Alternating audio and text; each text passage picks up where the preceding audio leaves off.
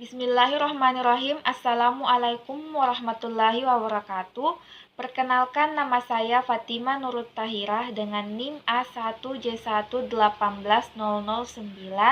Saya merupakan anggota dari kelompok 4. Video ini merupakan laporan praktikum yang berjudul Sistem Digestiva oleh mata kuliah Anatomi dan Fisiologi Manusia yang diampu oleh Bapak Mustamin Balumbi SPD MSI dan Asisten Praktikum Firan Sahid.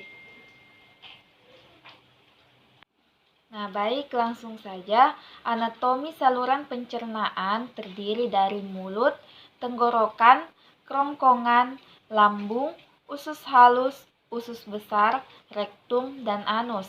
Sistem pencernaan juga meliputi organ-organ yang terletak di luar saluran pencernaan, yaitu pankreas, hati, dan kandung empedu. Fisiologi sistem pencernaan atau sistem gastrointestinal mulai dari mulut sampai anus adalah sistem organ dalam manusia yang berfungsi untuk menerima makanan, mencernanya menjadi zat-zat gizi dan energi, menyerap zat-zat gizi ke dalam aliran darah, serta membuang bagian makanan yang tidak dapat dicerna atau merupakan sisa proses tersebut dari tubuh. Nah, baik, perhatikan pada gambar. Mulut merupakan suatu rongga terbuka tempat masuknya makanan dan air. Mulut merupakan bagian awal dari sistem pencernaan lengkap yang berakhir di anus. Mulut merupakan jalan masuk untuk sistem pencernaan. Bagian dalam dari mulut dilapisi oleh selaput lendir.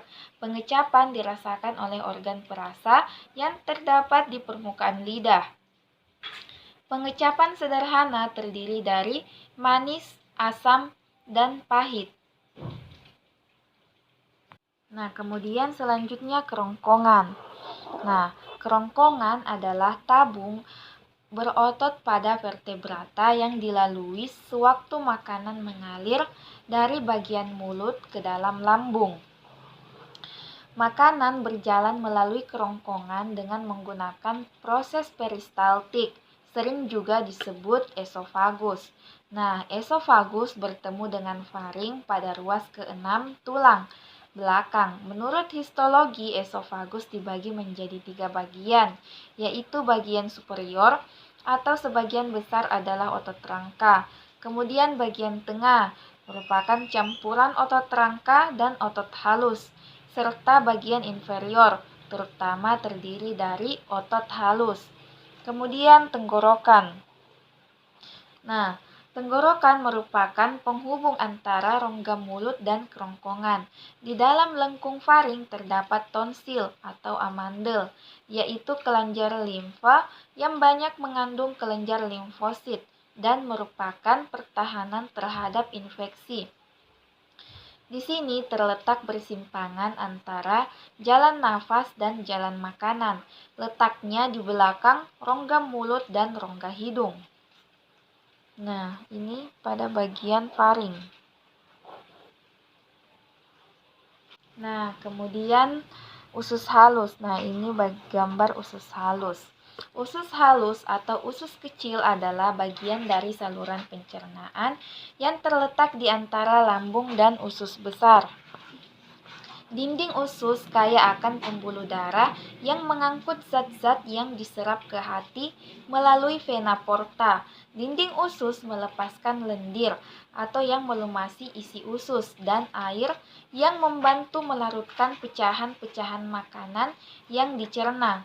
Dinding usus juga melepaskan sejumlah kecil enzim yang mencerna protein, gula, dan lemak. Kemudian organ selanjutnya yaitu lambung. Nah, lambung merupakan organ otot berongga yang besar yang terdiri dari 3 bagian, yaitu kardia, fundus, dan antrium. Lambung berfungsi sebagai gudang makanan yang berkontraksi secara ritmik untuk mencampur makanan dengan enzim-enzim sel-sel yang melapisi lambung menghasilkan 3 zat penting. Kemudian usus besar. Usus besar terdiri dari kolon, asendes kanan, kolon transversum, kolon descendens kiri, kolon sigmoid yang berhubungan dengan rektum. Banyaknya bakteri yang terdapat di dalam usus besar berfungsi mencerna beberapa bahan dan membantu penyerapan zat-zat gizi. Usus besar atau kolon adalah bagian usus antara usus buntu dan rektum. Fungsi utama organ ini yaitu untuk menyerap air dari feses. Nah, ini gambar usus besar. Nah, selanjutnya rektum dan anus. Nah, pada gambar ini merupakan bagian rektum dan anus.